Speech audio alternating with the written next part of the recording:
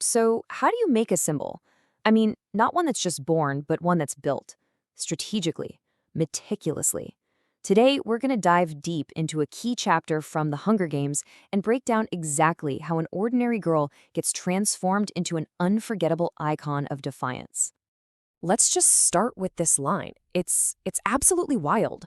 This is said to our hero Katniss, not as some kind of sarcastic insult, but as a real, genuine compliment from her prep team in the Capitol. And right there, with that one sentence, we are thrown headfirst into this totally bizarre, dehumanizing world she's been dragged into. So, this transformation, it doesn't start with adding glamour or fancy clothes. Nope. It starts with total erasure. It all happens in this place they call the Remake Center, which is just as ominous as it sounds. The whole idea is to strip Katniss down to nothing before they can build her back up into what they want her to be. And let me be clear, this is not a spa treatment. This is a 3-hour ordeal. They scrub her with this gritty, sand-like stuff that literally takes off layers of skin. They file her nails, and then they painfully remove pretty much every hair on her body. She says it leaves her feeling like a plucked bird, just raw, vulnerable, and completely stripped of her own identity. It's all about creating a blank canvas. And who are the people doing this? Get a load of this crew. You've got Vina, Flavius, and Octavia, a team of stylists who are so over the top, so absurd, they barely seem human themselves.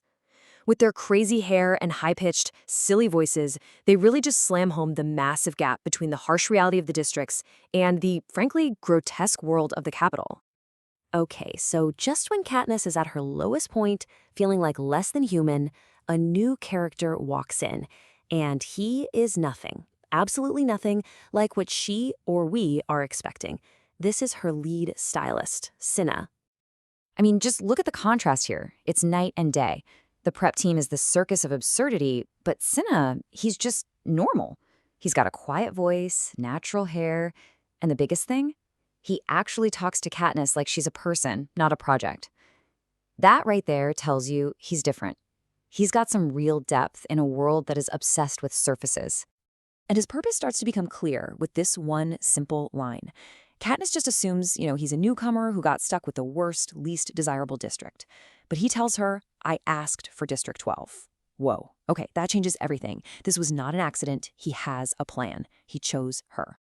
So what is this big plan of Cinna's? Well, it starts with tackling the #1 problem for any tribute from District 12, their long, long history of being completely forgettable at the opening ceremonies. For years, the costumes for District 12 have been an absolute joke. They're either just plain boring or they're flat out humiliating. I mean, can you imagine being sent out there naked and just covered in coal dust? These outfits were basically designed to make sure they made zero impression on anyone, especially potential sponsors. You can just feel the complete lack of hope in Katniss's question to Cinna. She's just bracing for another year of the same old story, the same path to being ignored and, ultimately killed. But Cinna just flips the whole thing on its head. He takes the very symbol of their district's hardship, the coal, and reframes it as a source of power. He's not going to hide it. He's going to ignite it. And right there, in that moment, the entire strategy shifts from being a passive victim to being an active threat. All right, so we've got the vision. Now it's time for the execution. And what Cinna creates becomes one of the single most iconic moments in the entire story.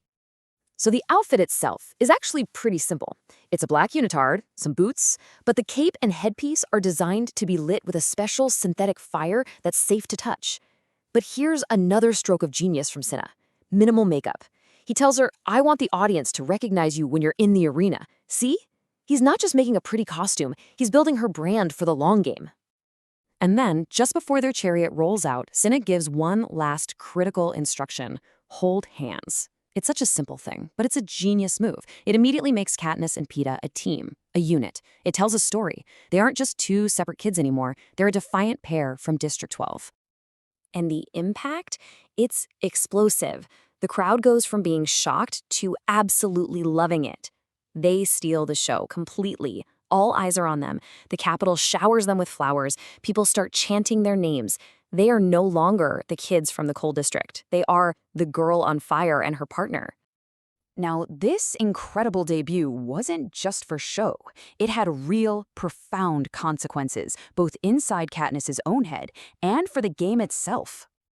And here it is, the proof, right from Katniss herself. For the very first time, she actually thinks she might have a shot. Cinna's strategy did more than make her look good. It gave her the power to attract sponsors. It gave her hope. And in the Hunger Games, hope is probably the most dangerous weapon you can have. Of course, becoming the main event has a big downside. The dirty looks they get from all the other tributes say it all.